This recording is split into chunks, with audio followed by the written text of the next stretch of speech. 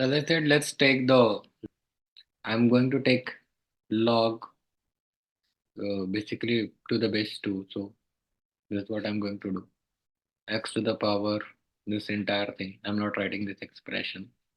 This side also I'm taking 2, and this will be 2 to the power 6.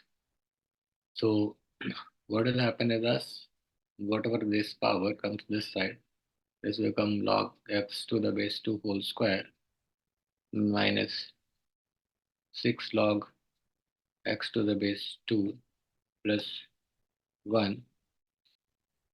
I can just still write it as log x to the base 2, and then I can write it as log x to the base 2 whole square minus 6.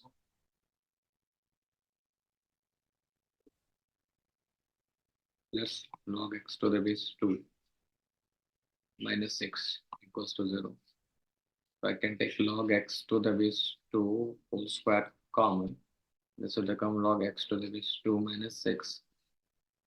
And then this will become log x to the base 2 minus 6 equals to 0.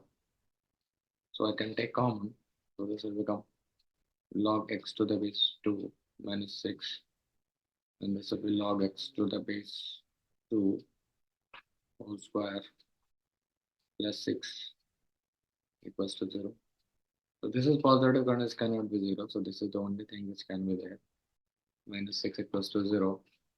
So this cannot be ever equal to 0 because this is a positive quantity and plus this. So this is the only quantity which can be 0. This means that log x to the base 2 is going to be equal to 6, or 2 to the power 6 is going to be x. So x is going to be 64.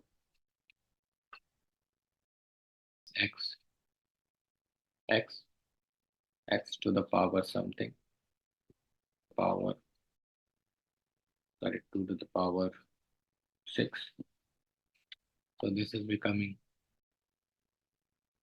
x to the base 2 whole square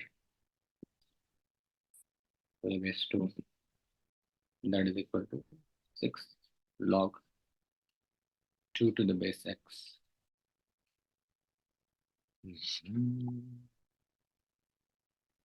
Same thing, nothing changing.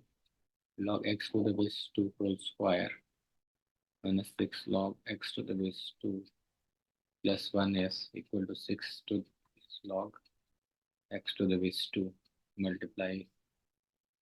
Then I get log x to the base 2 whole cube minus 6 log x to the base 2 square plus log x to the base 2 minus 6